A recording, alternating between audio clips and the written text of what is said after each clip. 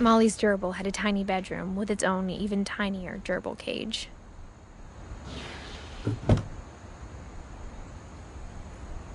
I can't describe it, but I felt like some part of Molly was still here.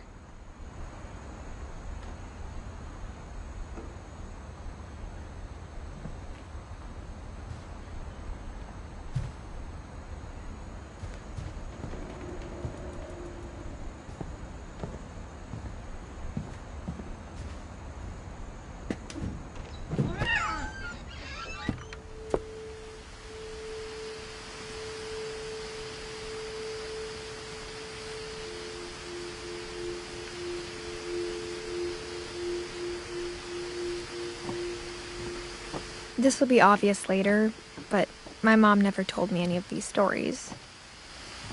Edie would have, but Mom didn't like bringing up the past.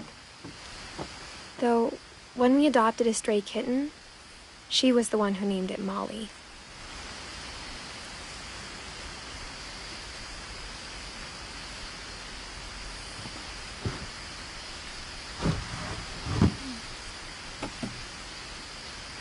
I spent a lot of time in Great-Grandma Edie's room.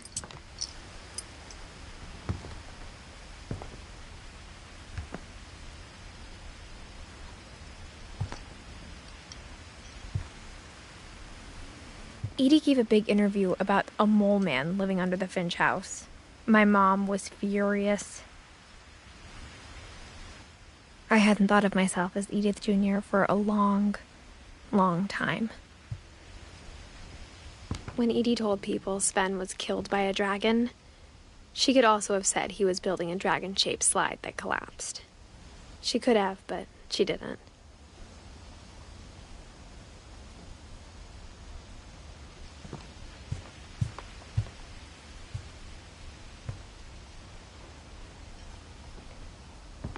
Her room was like a museum.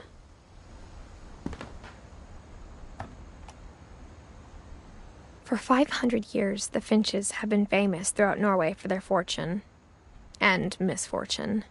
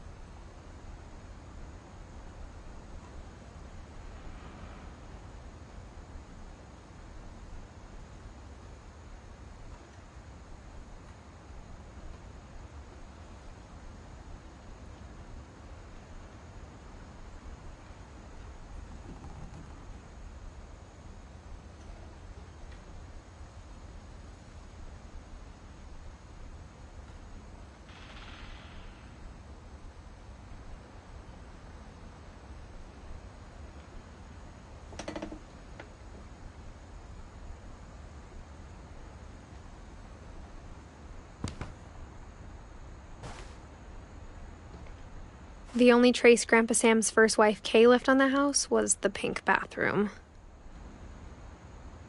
It was a pretty big trace.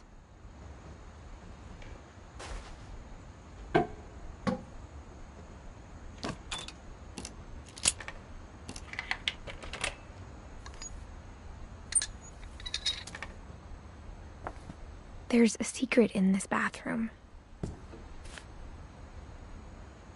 It's in the last place you would look. It isn't in the cupboard. It's hidden in this book.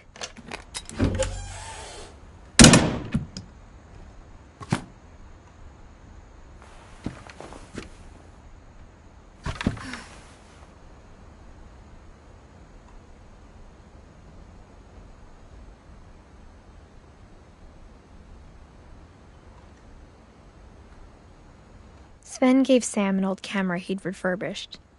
He never put it down.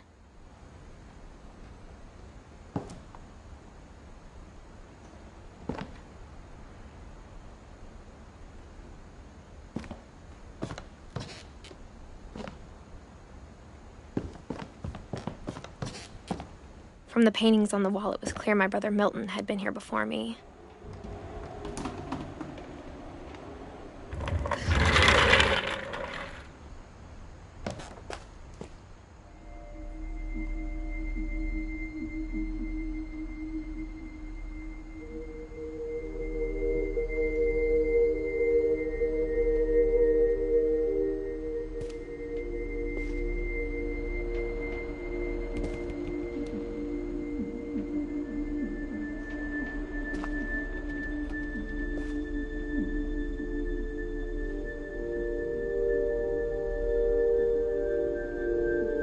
I knew Grandpa Sam had a twin, and that he never talked about him.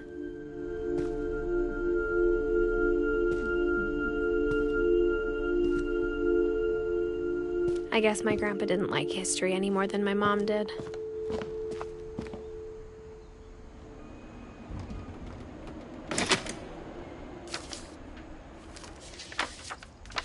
How I Want to Remember My Brother by Sam Finch.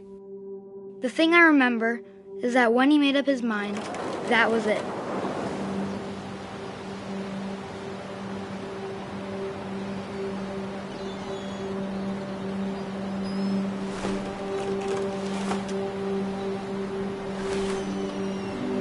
My brother said he'd die before he ate another mushroom, and he did.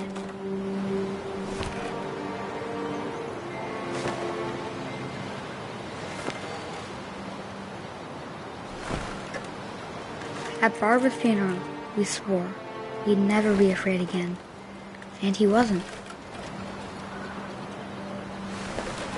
I think Calvin always wanted to fly. Sam! Calvin! Dinner's ready! Coming! But that day, he finally made up his mind to do it. I told him going around was impossible. Maybe if I hadn't said that.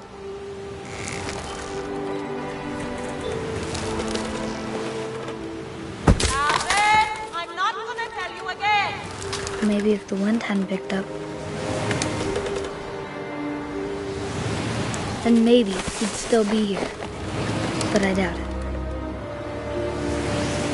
I think he'd already made up his mind. That's what I want to remember about my brother.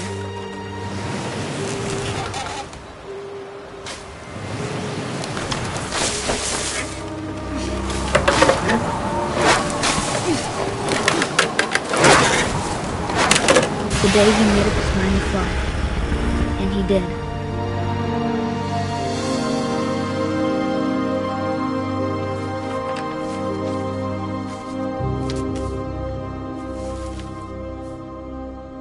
Calvin's story felt strangely familiar. When I was younger, I remember trying to do the exact same thing.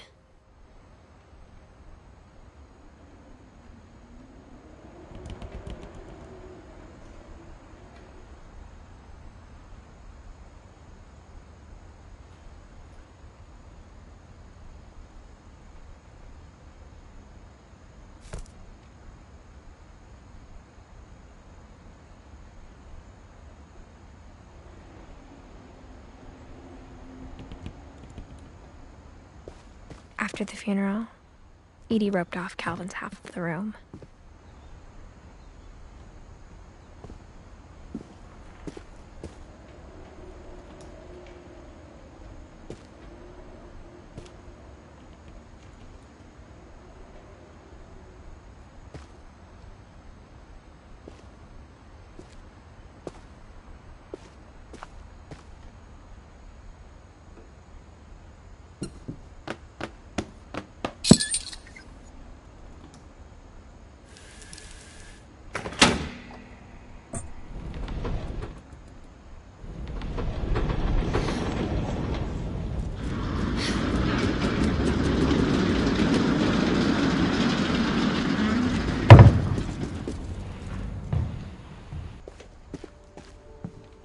The passages were a pretty tight fit.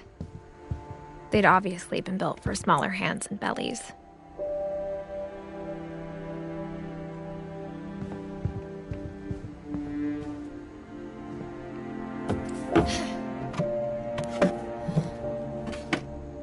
Growing up, I always thought of Barbara as a child star.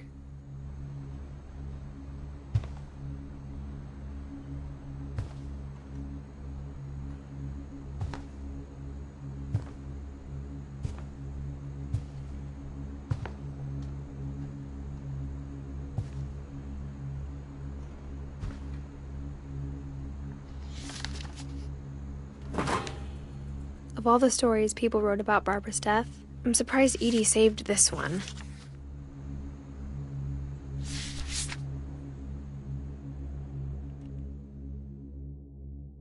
Old Jack here with another ghastly tale inspired by America's most unfortunate family. I'm calling it The Surprise Ending of Barbara Finch. As a child star, Barbara was famous for her scream. Now at 16, she was all washed up. A has-been. But in a lucky break, she'd been asked to perform her signature scream at a local convention for monster movie fans. It was just the boost her career needed. Unfortunately, her scream hadn't aged well. Getting better. I think you just need the right motivation. Her biggest fan and current boyfriend, Rick, was about to demonstrate when...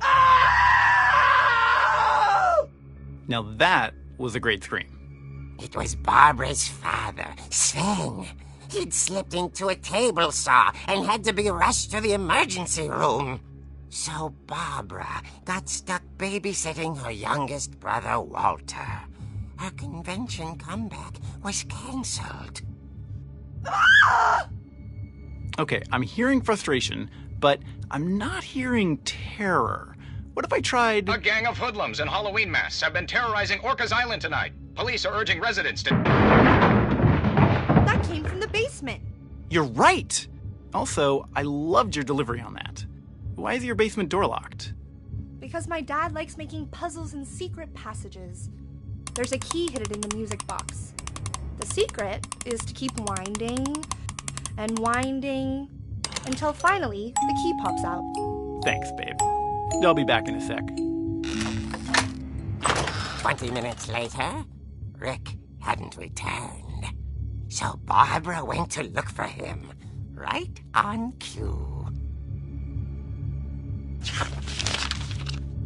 She reached for the music box.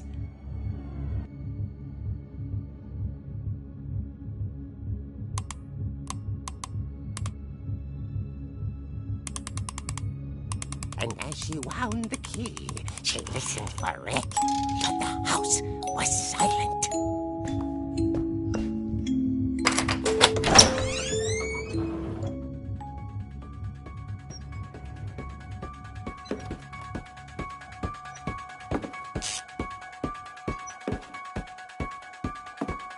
She found Rick's crutch and imagined the worst.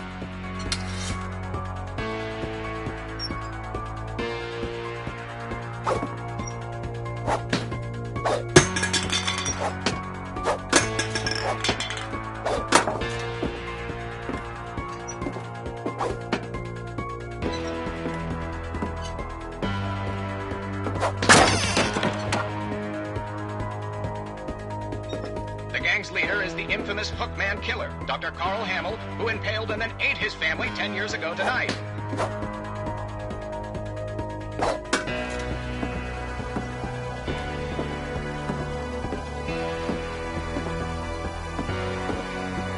Old Finch rattled and grew still.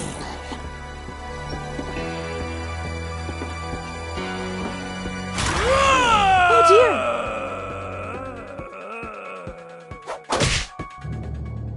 Oh! Rick? Barb, relax. I was just trying to scare you to help you find your scream. Well, I'm not scared, Rick. I'm furious. Then act furious.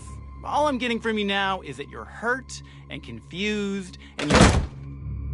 She threw him out, but she kept a little something to remember him by. Barb, have you seen my other crutch? And she was still holding it when she fell asleep watching the late picture show. Hours later... Barbara! Walter, what's going on up there? Ah! Okay, I'm coming up, but if this is a trick, you're dead, Walter.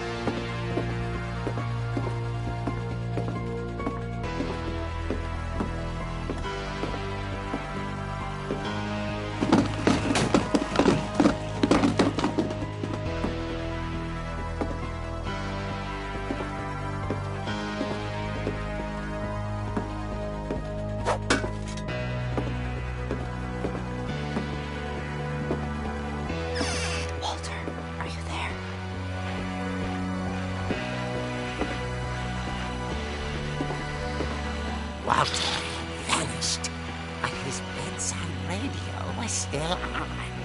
Orcas Island police describe the man as 6 feet tall, with a steel hook for a hand. Residents are urged to lock all doors and windows and notify the police of any suspicious activity. Barbara turned, saw the hook man, and was speechless. He was quite smashing.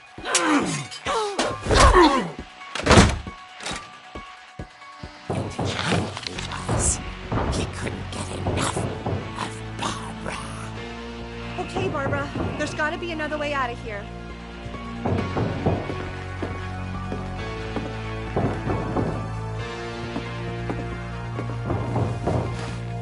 That night, she played her part beautifully.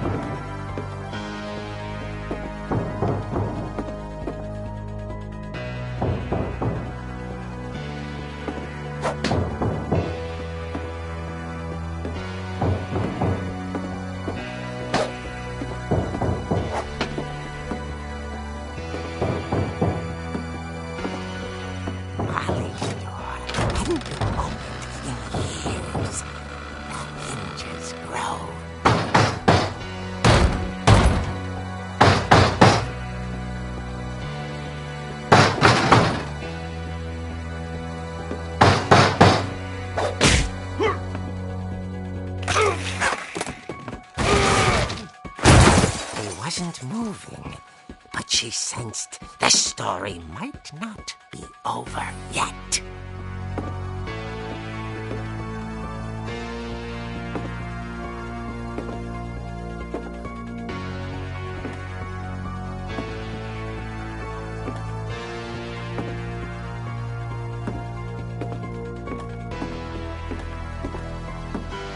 The hookman had vanished.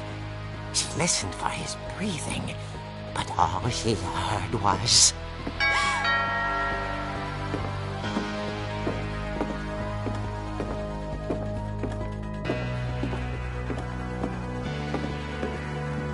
At the door, she heard whispering.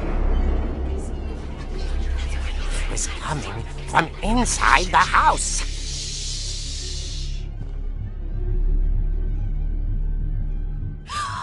Oh dear. The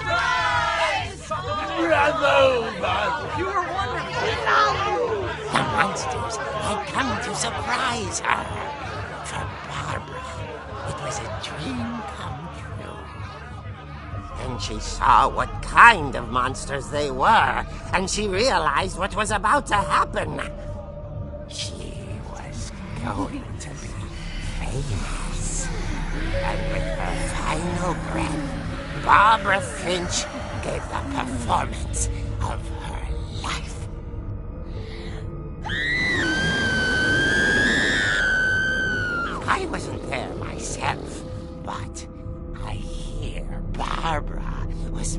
magnificent. Poor girl. She had a taste for stardom. But unfortunately, so did her fans. Of course, the police blamed it all on poor Rick, who disappeared the same night. And little Walter? Hiding under his bed the whole time. He took it all pretty hard, but that's another story. As for Barbara, tucked inside the music box is all they ever found of her. Her ear. Now that's what I call a real eerie tale.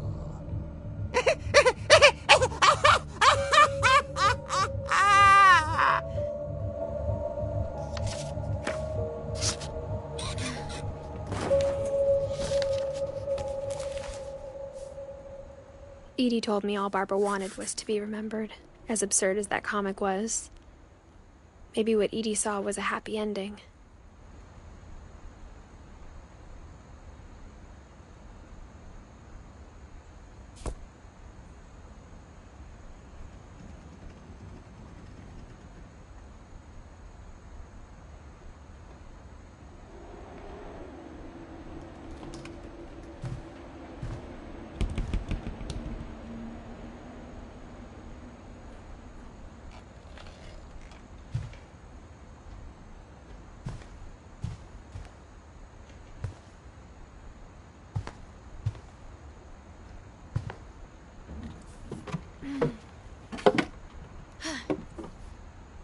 I guess now I know why Mom didn't like me playing with the music box.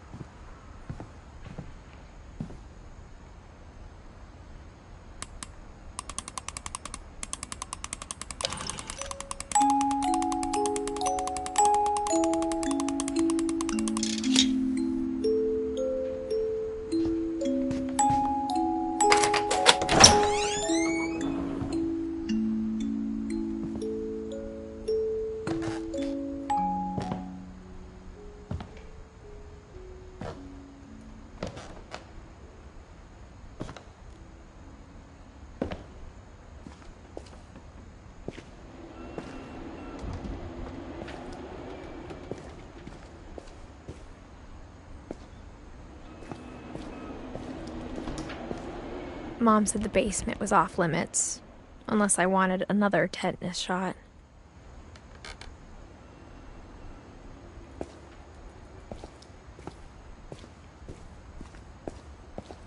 I saw Edie sneak down to the basement once, carrying packages. I thought maybe she was hiding presents.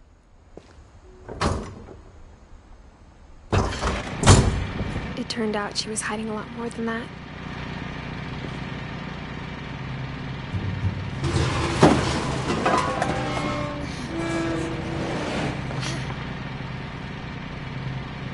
I remember asking Mom once about where Walter had gone. She said after Barbara died, he got as far away as he could.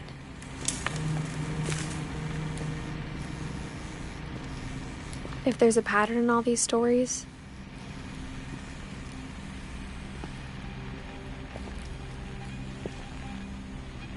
I think it's that none of us has gotten very far.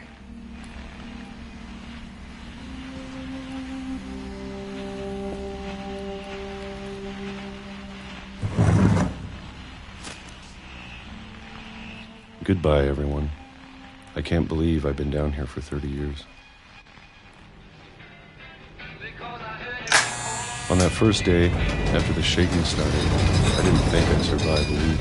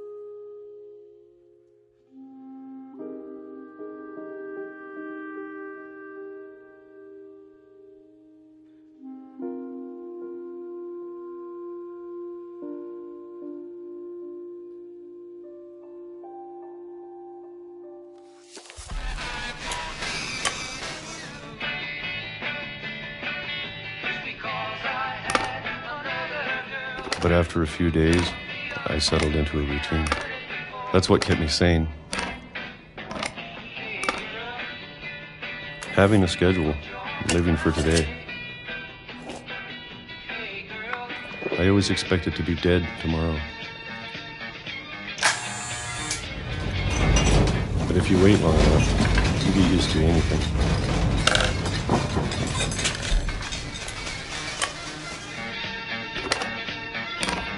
Even a monster on the other side of the door starts to feel normal. Almost friendly.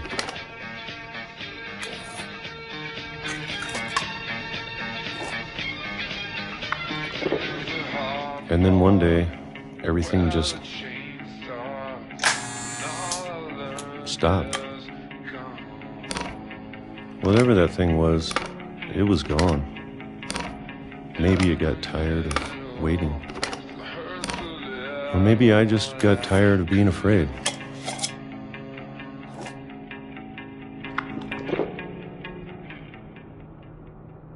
It's been a week now, the longest in 30 years. I'm done waiting. I have to leave while I still can.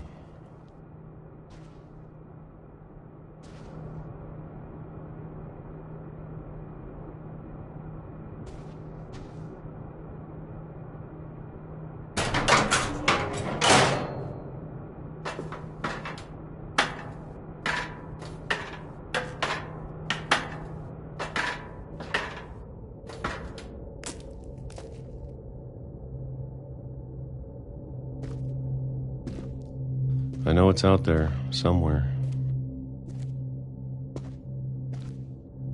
Whatever killed Barbara and Molly.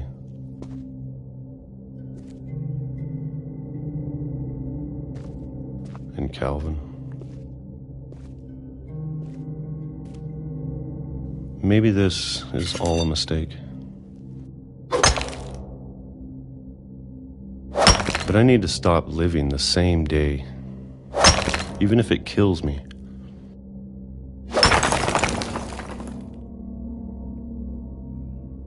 Whatever's out there, I want you to know I'm ready for it. I'm going to appreciate all of it, especially the food. I don't mind if I only have a year left, or a month, a single week. I'd be happy with one more day. I can already imagine the sun on my face.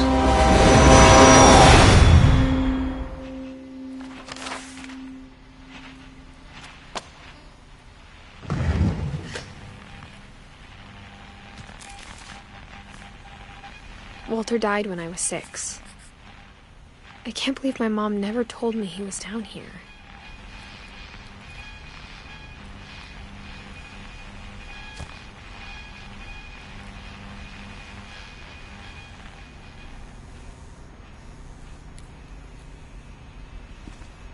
I'm sure my mom was trying to protect me.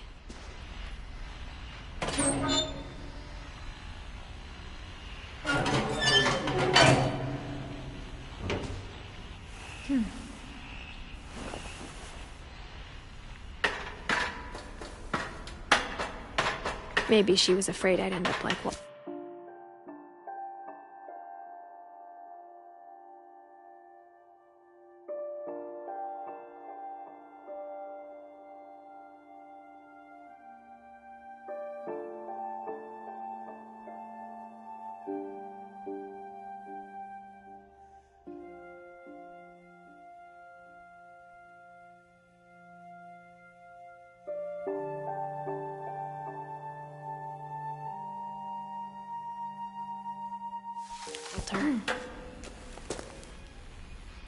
But if she never told me about an uncle under the house, I can only imagine what else she was hiding. I don't want to make the same mistakes she made, trying to bury something that's still alive.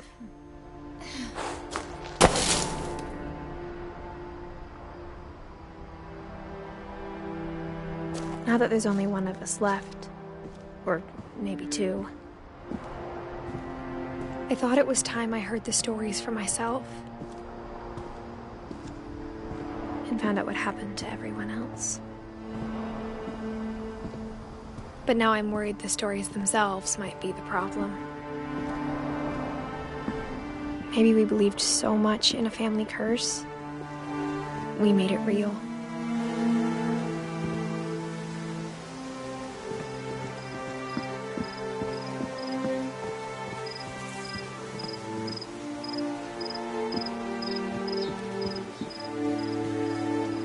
I don't know if I should even be writing this.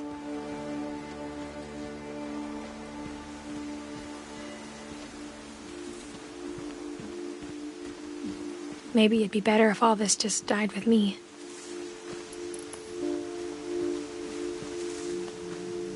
But I thought you should know about your family.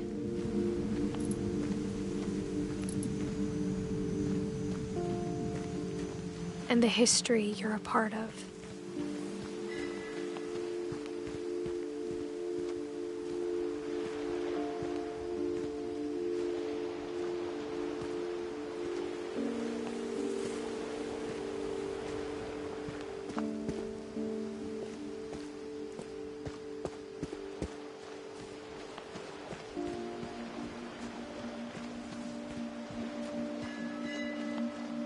Though to be honest, I feel as lost as you probably do right now.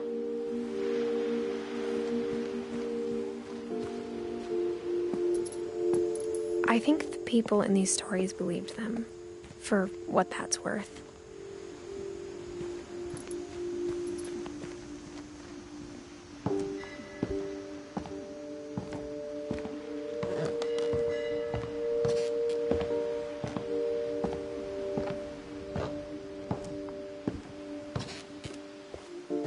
And when you look at the house, that history of imagination and stubbornness and madness, any of it seems possible.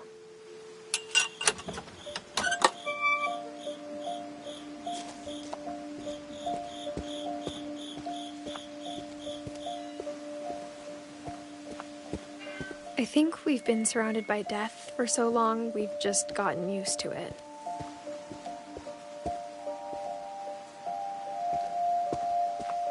What kind of family finishes building a cemetery before starting the house?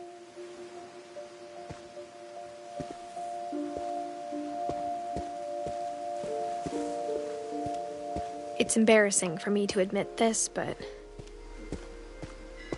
the pet cemetery made me more uncomfortable than the human one. 3 of the gerbils were mine, and 2 had been my fault. Sven built the house, but it was Edie who designed the cemetery.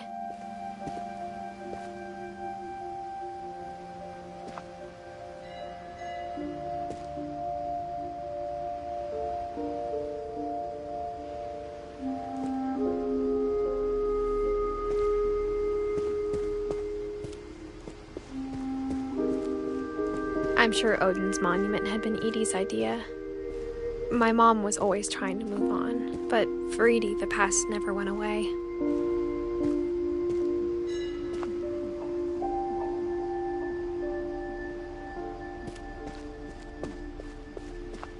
She could see it poking out of the water at low tide.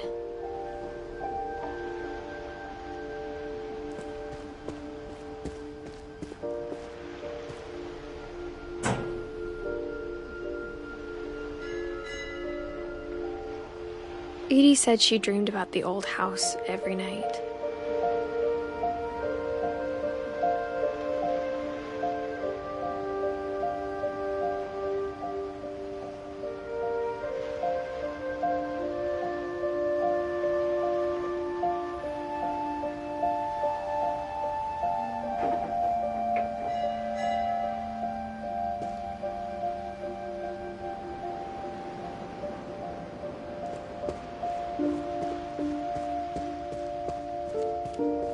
Edie's side was always easier for me to understand. But the older I get, the more I can see where my mom was coming from. Her dad had been pretty strict, but it wasn't enough to save her brothers. She was just trying to do better.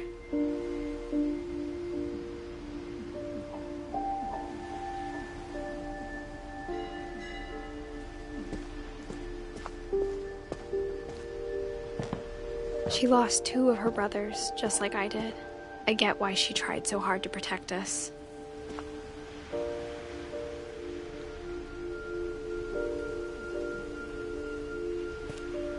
We never found Milton's body, so my mom insisted we were putting up a monument, not a tombstone.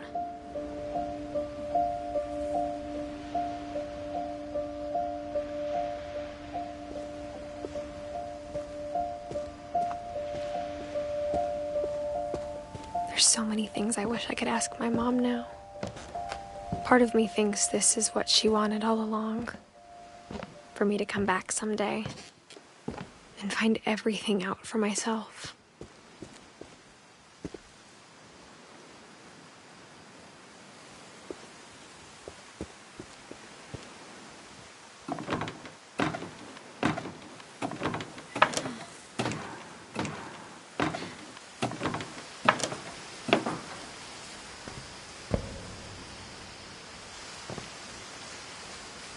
But looking back on it now, if she told me there was going to be so much climbing, I never would have come when I was 22 weeks pregnant.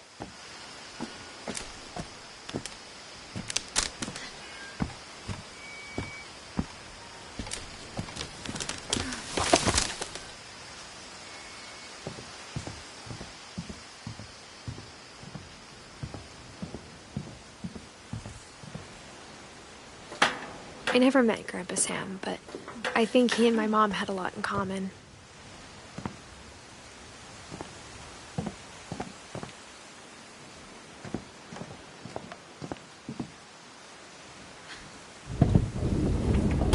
They were both pretty intense.